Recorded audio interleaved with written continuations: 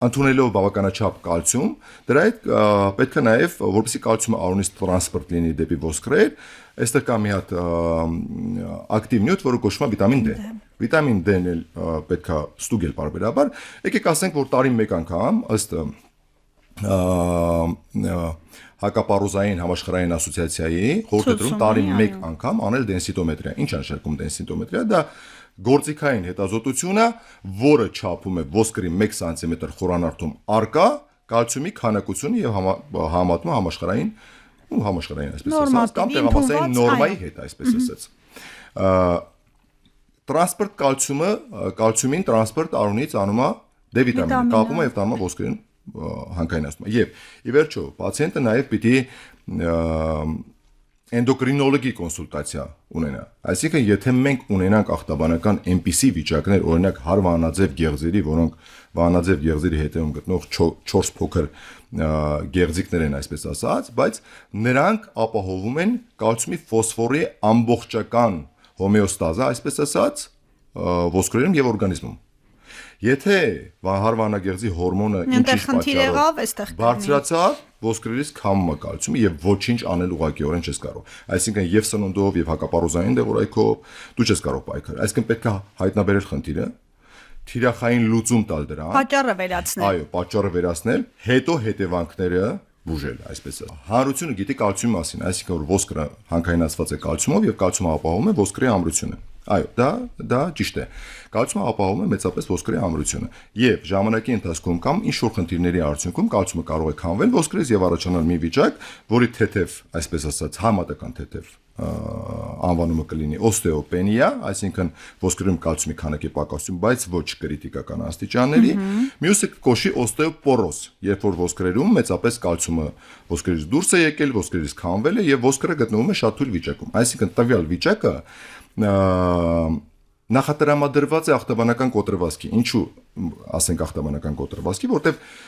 կոտրվածքը առաջանում է ոչ մեծ ուժի ազդեցության տակ։ Եթե այսինքն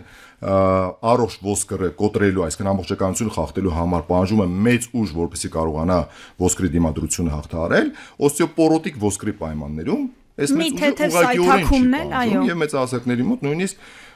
տանը կենցաղում, այսպես ասած, կամ հասարակի կենցաղային իրավիճակը վերցնենք, երբ որ տանից դուրս են գալիս, գնում են խանութ, ոտքը սայթակես մի քիչ, դե ամեն դեպքում տարես մարդ է, որոշակի անմիջապես կոտրված է։ Կոորդինացիայի միգուցե կարող են որոշակի այսպես ասած խնդիրներ լինեն, մի քիչ գլխապտույտ, ճնշման փոփոխություններ եւ այլն։ Սայթակելու դեպքում վայր է ընկնում, կամ թեկուզ վայր չընկնել, մի քիչ դիմադրում է, եւ այս դեպքում առաջանում է ոսկրի կոտրված։ Մասնավորապես ազդրոսկրի մոտակա հատվածի, այսինքն վզիկի գլխիկի շրջանի այդ հատվածի կոտրվածներ են լինում, կոնքի կոտրվածներ են լինում, ողնաշարի կոտրվածներ են լինում։ Տեսնում ենք մենք առօրյայում պացիենտներ, որոնց ողնաշարի գոտկային հատվածում արկա են բազմակի ողերի կոմպրեսիոն կոտրվածներ, որոնց մասին պացիենտը ընդհանրապես չի գիտի։ Շարունակել է ապրել, ուղղակի մեջքը ցավում է, հա։ Շարունակել է ապրել, մեջքը ցավացել է, ուշադրություն չի դարձել, այնինչ ունեցել է օստեոպենիա, որը ժամանակի ընթացքում վերածվել է օստեոպորոզի եւ էլի ծանրաբեռնվածությունը կրում է իր վրա, նստել, վերկենալ, կենցաղային ծանրաբեռնվածություններ եւ այլն բերել է ոսկրի իջեցման, որը անվանվում է սենիլ օստեոպորոտիկ կոտրվածք, այսինքն մեծահասակների օստեոպորոտիկ կոտրվածք։ Բայց պացիենտը դրա մասին ոչինչ չի իմացել։ Այսինքն ինչ պետք է անել։ Ամենաառաջինը պետք է ռացիոնալ սննդակարգ ունենալ, այսինքն սնվել այնպես, ոչ թե սնվել մեկ անգամ շատ, սնվել մի քանի անգամ եւ հասկանալ ինչ ենք ուտում։ Այսինքն միրգ, բանջարեղեն, կաթնամթերք, ձկնամթերք եւ այսինքն ռացիոնում պետք է ներառել այնպիսի բաներ, որոնք պարունակում են մեծականակ կալցիում։ Եվ Էլի պիտի ասեմ, որ պացիենտը եւ ցանկացած մարդ պիտի ինֆորմացված լինի, թե որ սննդի մեջ, որ սննդի բաղադրիչների մեջ, այո, ինչ կա։ Մեր տատիկ պապիկները, որ հենց ինչ որ հատկապես առուցին ընկան ու առաջին հերթին ուսի հոդն է, որ վնասվում է։ Նայեք, տեսեք դա ինչով է բացատրվում։ Բնականաբար ընկնելու ժամանակ աշխատում է ռեֆլեկտոր պաշտպանական մեխանիզմ օրգանիզմի կողմից եւ առաջինը ինչ է լինում, մարդը ինչա տեղի ունենում, երբ որ մարդը վայր է ընկնում կամ որևէ պատահարը տեղի ունենում կամ որևէ վնասվածքային մեխանիզմ է զարգանում, այս դեպքում առաջինը մարդը փրկում է դեմքը, ուղեղը, ներողություն, գլուխը, հա։ Այսինքն դեմքն է պաշտպանում եւ ինչ է անում, ձեռքն է պարզում, արջ ձեռքը, ձախ ձեռքը դա ռեֆլեկտոր պաշտպանական մեխանիզմ է։ Եվ այդ պաշտպանական ռեֆլեքսի դեպքում առաջին թիրախը հանդիսանում է ձեռքը, այսինքն վերին վերջույթը։ Եվ մենք ձեռքը տանելով դեպի հատակը կամ բռնելով ինչ-որ մի տեղից, արմատային հոդը տվյալ դեպքում հանդիսանում է ուսահոդը, այսինքն ուժը այնտեղից ազդում է ձեռնաթաթի վրա, բայց մարում է ուսահոդում։ Դրա համար էլ առավել խոցելի հոդը եւ սեգմենտը հանդիսանում է ուսահոդը եւ կարող է առաջանալ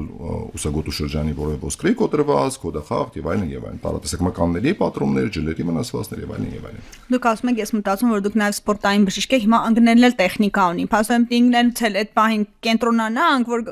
գլուխը չպաշտպանենք, հարմար ընկնենք, ուսով ոնց որ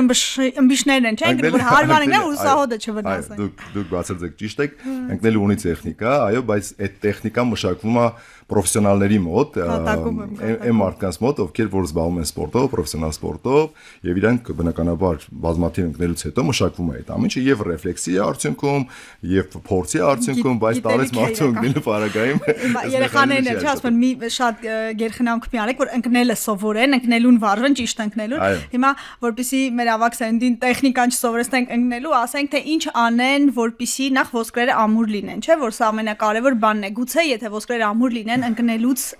փխրուն չլինեն, այս խնդիրները չունենան կոտրվածք եւ այլ։ Այո, նայեք, ուրեմն հենաշարժական համակարգի բոլոր միավորներին պետք է ուշադրություն դարձնել։ Հիմա ավելի բարձ լեզվով ասեմ, ինչ է նշանակում հենաշարժական համակարգ, որպեսզի ունկնդիրը բարձ հասկանա թե ինչի մասն ենք մենք խոսում։ Հենաշարժական համակարգը դա ոսկրերի, հոդերի եւ մկանների միասնությունն է, այսինքն մեր ամբողջ համակարգը, որոնք կազմավոր, այսինքն ոսկրերը դա մեր կմախն է։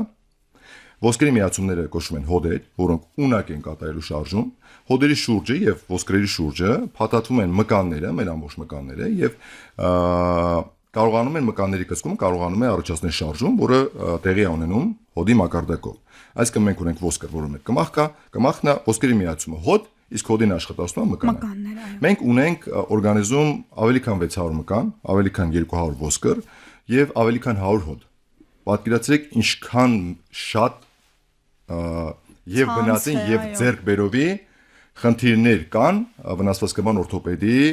պրակտիկայում։ Այո, բազմազան են։ Եվ ուզում եմ նշել այն փաստը, որ ցանկացած մարդ կապ չունի անկախ տարիքից պիտի ունենա մինիմալ կրթվածություն, այսինքն ինֆորմացիա հենաշարժական համակարգի մասին, այսինքն ինչա ոսկրը, ինչա հոդը, ինչա մկանը, ինչպես պահել, ինչպես պաշտպանել հոդին կամ մկանին, խնամել եւ այլն եւ այլն։ Ինչու է պացիենտի մոտ, օրինակ, եթե օրինակ կրծքավանդակի շրջանում թեկուս թեթև ցավի պարագայում անմիջապես վազում են ֆիգուրատիվ, այսպես ասած, վազում են բժշկի։ Ինչի, որովհետև գիտեմ որ կրծքավանդակում գտնվում է սիրտը։ Պակաս կարևոր չի, բայց։ Չէ, կարևոր է, բայց այդ շրջանում ցավի անհանգստության, ցավի դեպքում միանգամից անհանգստանում են գնում են բժշկի մոտ, որովհետև հասկանում են որ դա լուրջ է։ Այո, շատ լուրջ է, բայց հոդերի շրջանում ցավերի դեպքում պացիենտը միանգամից չի գնում։ Այսօր օրինակ առավոտյան վիրահատությունների արանքում եկել է պացիենտ տղայի հետ եւ նկարագրում ա որ DMRT-ով բնականաբար արդեն հետազոտված 1 ամիս առաջ ոտքը ցավացել է, ուշադրություն չեն դարձել, մեկը ասել է, «Էս դեղը մյուս ասել է, այն դեղը ինքը այսինքն խմել է արդեն մի ամիս դեղ»։ Եվ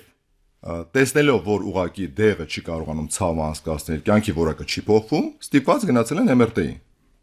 Գնացել են MRT-ի, այսինքն բժիշկը նա խորհուրդ տվել, տվյալ դեպքում 2 օր առաջին զանգեսել մասը ճիշտ կլինի MRT-ով գալ։ MRT-ով եկել են եւ մեզ մոտ արկա է մենիսկի, մի քիչ արդեն